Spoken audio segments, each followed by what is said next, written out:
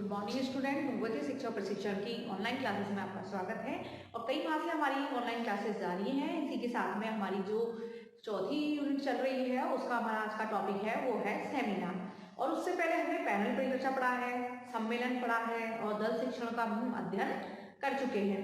और सेमिनार का अध्ययन ये भी सीखा है क्योंकि अपन नवाचार पढ़ रहे हैं, तकनीकी नवाचार। तो तकनीकी नवाचार में जो नई नई जो शिक्षा में अध्ययन में जो शामिल हुए हैं टॉपिक्स उनका अध्ययन किया जाता है कि इसके माध्यम से शिक्षण को कैसे प्रभावी बनाया जाए, अधिगम कैसे अच्छा हो, ये सारी चीज इसके अंदर है।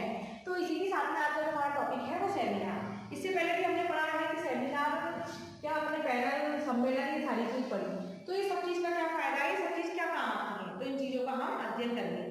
सेमिनार का मतलब है विचार गोष्ठी।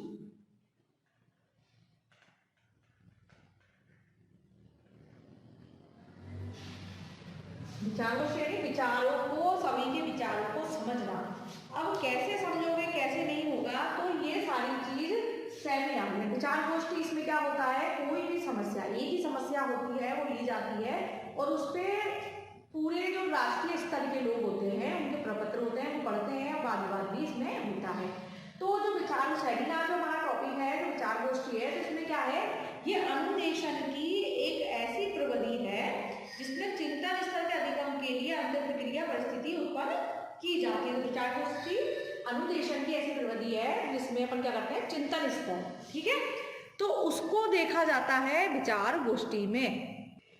तो इस प्रकार से कि विचार गोष्ठी जो सेमिनार है अनुदेशन की ऐसी प्रविधि है जिससे चिंतन स्तर के अधिगम के लिए, चिंतन स्तर है सोच अपन की क्या है क्या नहीं है, सोच को कैसे बाहर निकाला जाए व्यक्ति की, तो अधिगम की अंतर प्रक्रिया परिस्थिति उत्पन्न की जाती है। इस प्रविधि को विभिन्न स्तरों पर अनुदेशन परिस्थिति में प्रयुक्त किया जाता है। विभिन्न स्तर की यानी किसमें, जैसे कि विभिन्न स्तर कैसे, मतलब इसमें यह है कि जो विचार गोष्ठी प्रविधि के प्रयोग किसी प्रकार का चयन किया जाता है। मतलब इसमें क्या होता है, विचार गोष्ठी में प्रकरण,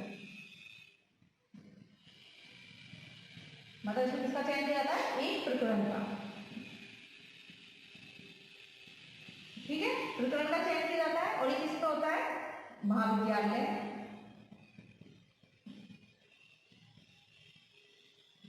विश्वविद्यालय,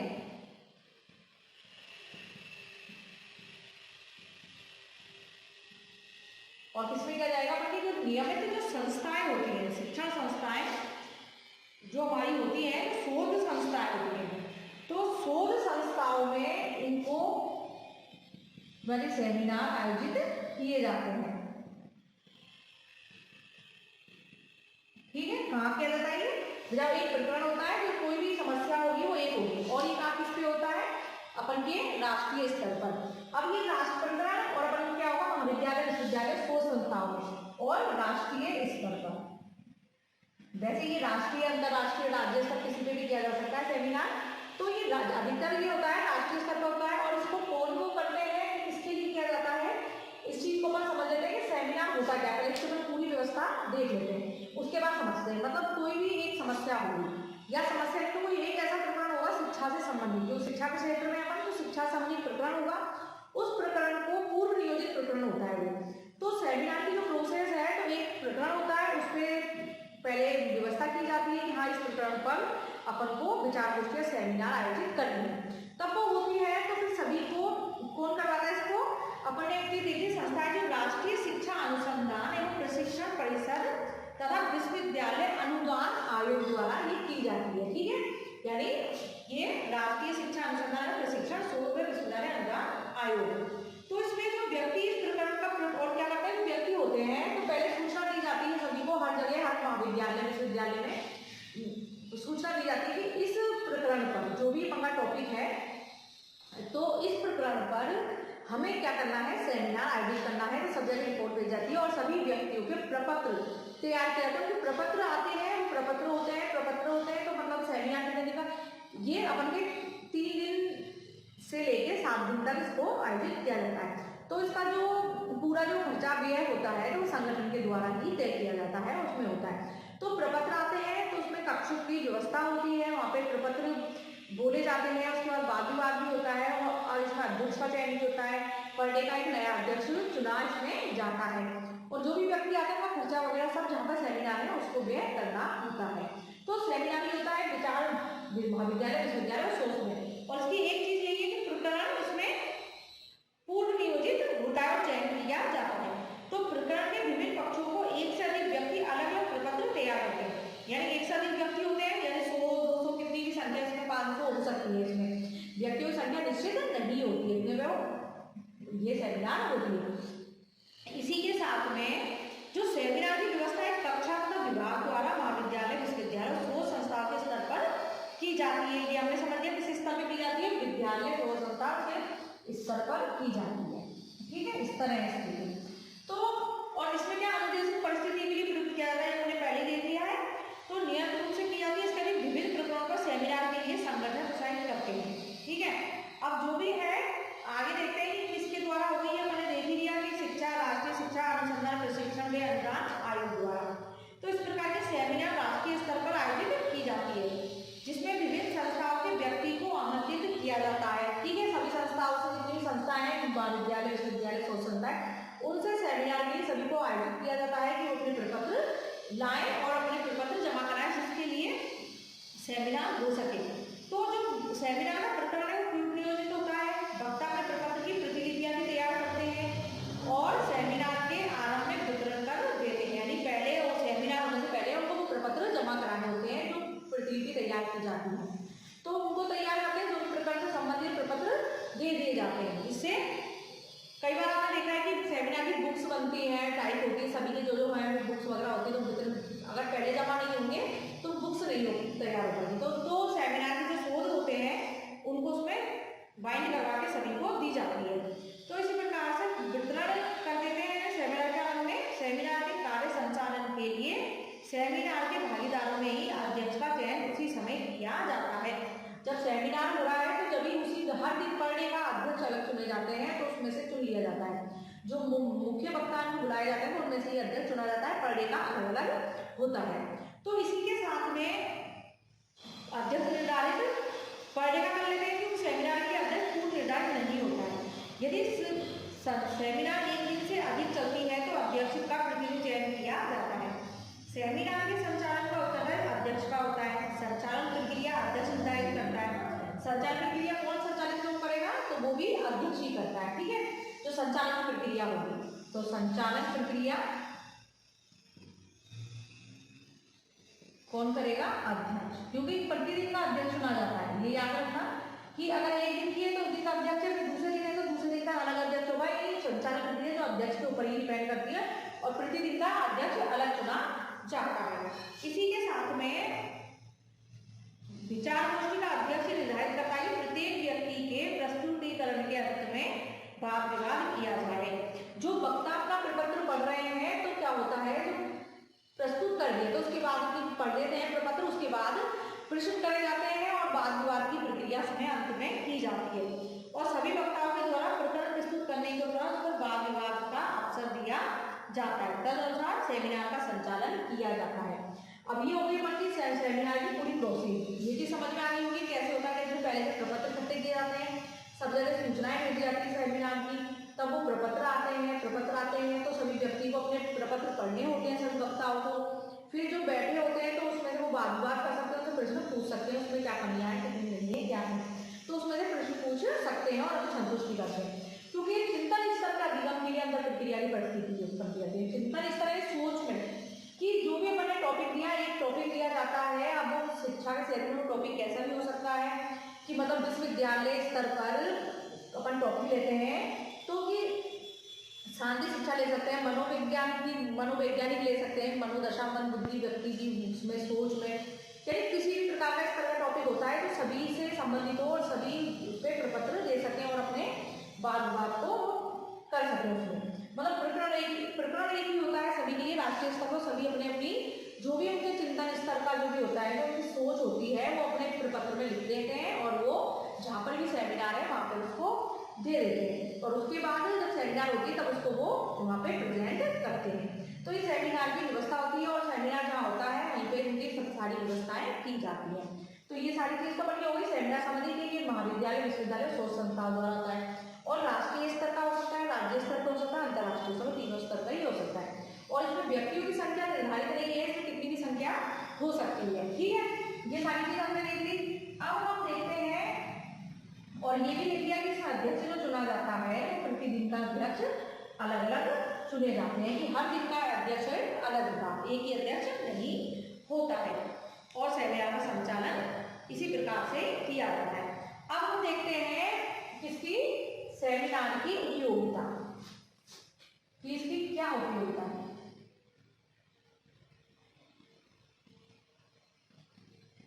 कि इसका उपयोग क्या है, सेमिनार यानी विचार गोष्ठी की उपयोगिता क्या है।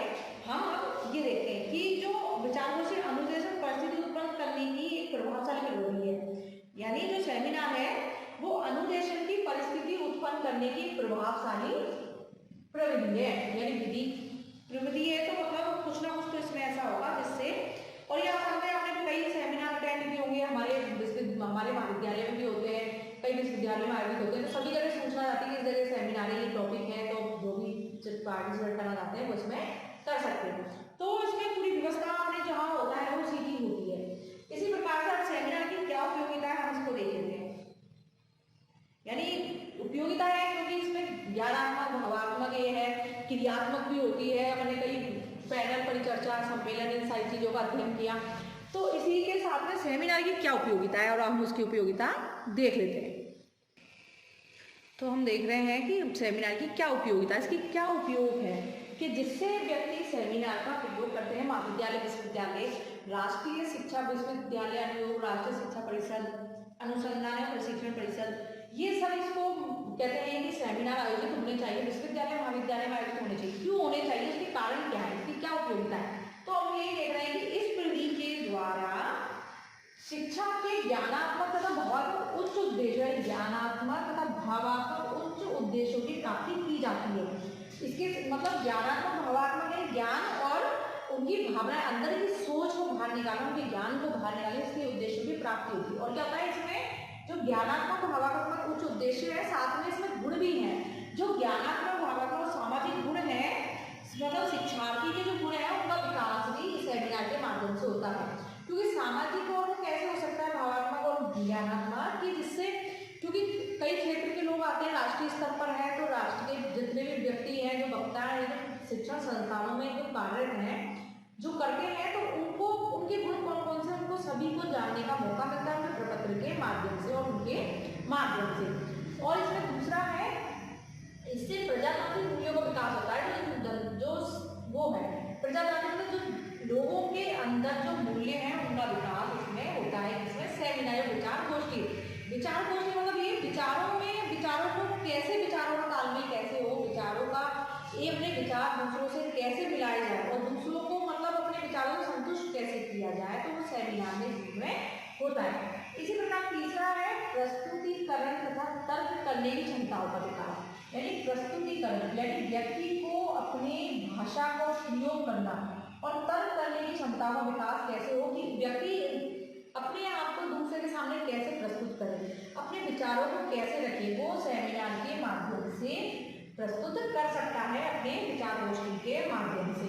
इन क्षमताओं का विकास होता है, इसलिए सामूहिक आयोजन की जाती है कि एक व्यक्ति दूसरे व्यक्ति विचारों को जान सके और उसमें वो अपने विचारों को मिला सके। और चौथा है, सेमिनार के उपयोग से उत्तम प्रकार की अधिगम आदतों का विकास होता है। तो उत्तम, अच्छी प्रकार की जो होती है, जो अधिगम सीखने की आदत होती है, उनका विकास इसके माध्यम से होता है, इसके सेमिनार के माध्यम से। ठीक है, तो इसमें अधिगम आदत है, सीखने की आदतों का निर्माण होता है। सभी एक साथ आते हैं, सभी एक कक्ष में अपना प्रपत्र पढ़ते हैं, उसके बाद उसमें से प्रश्न करने के लिए नीचे जो बैठे होते हैं लोग, जो ऊपर प्रेजेंट कर रहे होते हैं स्टेज पे, तो जो बैठे होते हैं वो अपने जो भी विचार है उनको संतुष्ट कर सकते हैं उसी वक्त में। ठीक है, कि मतलब पेपर प्रेजेंट, जो वक्ता है तो पेपर प्रेजेंट करने के बाद उनके विचारों प्रेजेंट कर देते हैं, तो उसमें जो कमियां, खामियां, जो अच्छाइयाँ कुछ भी होती हैं, तो व्यक्ति उसमें, दूसरा व्यक्ति उसमें पूछ सकता है, वाद विवाद उसमें कर सकता है और अपनी संतुष्टि कर सकता है। इसी प्रकार से यह एक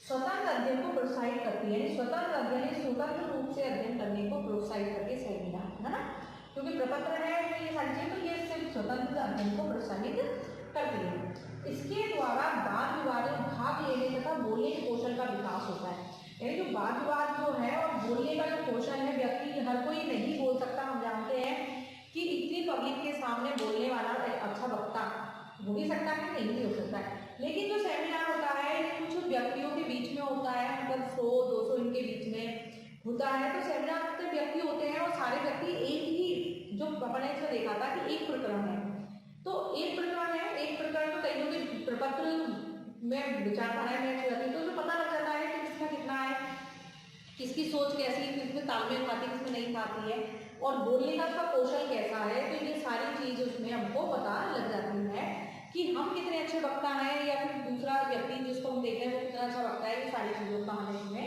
पता लग सकता है। इसी के साथ में इससे आलोचनात्मक चिंतन का विकास होता है। जो आलोचनात्मक चिंतन है वो मतलब दूसरों की उसमें से अच्छाइयाँ और बुराइयाँ छांटने की और उसमें से देखने की समस्या का, मतलब दूसरे का चिंतन, दूसरा क्या सोचता है क्या नहीं सोचता है, तो आलोचनात्मक चिंतन का भी विकास इसमें होता है। अगला है प्रकरण संबंधी निरीक्षण अनुभव को प्रस्तुत करने का अवसर मिलता है। जो प्रकरण, जो मतलब अपने जो भी टॉपिक है, जो सेमिनार का जो भी समस्या आ रही है या कोई उद्देश्य है या कोई मूल्य है, यानी मूल्यों का विकास है क्या है, तो जो भी प्रकरण संबंधी निरीक्षण अनुभव प्रस्तुत करने का भी अवसर हमें सेमिनार के माध्यम से मिलता है। तो इस प्रकार से ये चीज तो हमने देख ली कि इसमें क्या क्या मिलता है। और इसमें क्या होता है, जो सेमिनार है तो इसमें उत्तम प्रकार का अधिगम मार्गों का विकास होता है। तो शिक्षार्थी की अधिगम में तन्मयता होने लगती है, यानी अधिगम अच्छा होता है तो जो व्यक्ति की तन्मयता है, वो जानने की इच्छा है, वो और बढ़ती है। और इसमें शिक्षार्थी को ही फायदा होता है, क्योंकि जो ये प्रविधि सेमिनार है तो ये शिक्षार्थी केंद्रित है, यानी इसमें जो भी जुड़े हुए हैं वो शिक्षार्थी सीखने वाले ही हैं। जब ये सेमिनार आयोजित होते हैं तो उसमें जो प्रपत्र देते हैं वो सब सीखने के लिए करते हैं कि हमने प्रपत्र में ये लिखा तो अगले इंसान ने क्या लिखा, उसको जानने की इच्छा होती है। तो वो सारी चीज एक दूसरे के विचार पता लग जाते हैं। जो सेमिनार है इसकी उपयोगिता काफी है, इसलिए ये विश्वविद्यालय, राष्ट्रीय, अंतर्राष्ट्रीय, राज्य स्तर और हर जगह विश्वविद्यालय, महाविद्यालय और जो शोध संस्थाएं हैं, जो भी रिसर्च वगैरह की जो संस्थाएं कार्यक्रम है जो कार्य करवाती हैं, रिसर्च करती हैं, उन सबके लिए सेमिनार बहुत मोस्ट है। क्योंकि उनको बहुत सारी चीजें, मतलब शोध में उनको नई नई चीजें मिल जाती हैं कि शोध किस पे किया जाए, किस पे नहीं किया जाए, और उसको समझने के लिए बहुत सारी चीजें उनको सेमिनार के माध्यम से मिल जाती है। इसलिए व्यक्ति हर जगह जहाँ पे भी सेमिनार होती है वहाँ जाते हैं, प्रेजेंट करते हैं, समझते हैं। अगर पेपर प्रेजेंट नहीं करते हैं तो वो सुनते हैं और अपना पेपर जरूर प्रेजेंट करते हैं। सेमिनार में पेपर प्रपत्र को जरूर प्रेजेंट करना होता है, अपने विचार जरूर देने होते हैं, जिससे पता लगता है कि सेमिनार कितना अच्छा हुआ, कितना नहीं है, इसके अंदर क्या है। लेकिन ये है कि सेमिनार के माध्यम से जो ज्ञान है व्यक्ति उसको ज़्यादा से ज़्यादा जान सकता है और समझ सकता है सेमिनार के माध्यम से। और अगर नहीं समझ सकता है तो क्या होगा, क्योंकि जाना है क्षेत्र में, क्योंकि अंतर्राष्ट्रीय स्तर पर आपने देखा होगा काफ़ी बड़ी बड़ी उसमें होते हैं सेमिनार कहते हैं, यानी विचार कौशल, दूसरों के विचार को जानने की जो होती है कि अगले के विचार क्या है, क्या शोध हुआ, क्या आविष्कार हुए वैज्ञानिक क्षेत्र में और अपने आर्थिक क्षेत्र में, राजनीतिक क्षेत्र, हर उसमें अपने शोध होते हैं।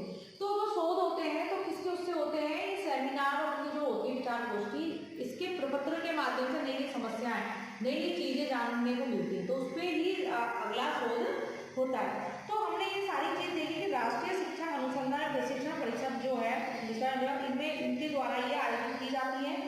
और जो इसमें विभिन्न संस्थाओं के व्यक्ति जो संस्थाओं में कार्यरत हैं, जो जुड़े हुए हैं, वो सभी इसमें आते हैं और क्या करते हैं, अपने प्रपत्र, यानी व्यक्तियों को आमंत्रित किया जाता है, अपने प्रपत्र लेके आते हैं। लेकिन जो जैसे कि अगर महाविद्यालय से दूसरे महाविद्यालय जाते हैं तो उनको इसमें सेमिनार में जो खर्चा वगैरह होता है तो जहाँ पर उन्हें वही पूरा व्यय करते हैं, यानी संगठन के द्वारा ही किया जाता है और सभी को पूरी सुविधाएं दी जाती हैं, भोजन व्यवस्था वगैरह, बैठने की, रुकने की, ठहरने की सारी व्यवस्थाएं जहाँ पर है उन्हीं के द्वारा की जाती है। तो इसमें ये भी नहीं है कि जो शिक्षार्थी हैं जो खर्च नहीं कर सकते तो उनको परेशानी होगी, नहीं दे के नहीं, इसमें उम्मीद होती है और वो करते हैं तो कॉलेज वाले खर्चा भी करते हैं। और इसमें जो फीस होती है वो नॉर्मली होती है, इतनी ज़्यादा नहीं होती है, तो जिससे कि हर कोई इसको जान सकता है। और जो शोध कार्य होते हैं, रिसर्च के जो कार्य हैं, तो उसमें इनको बहुत सहायता मिलती है, इसके माध्यम से, सेमिनार के माध्यम से।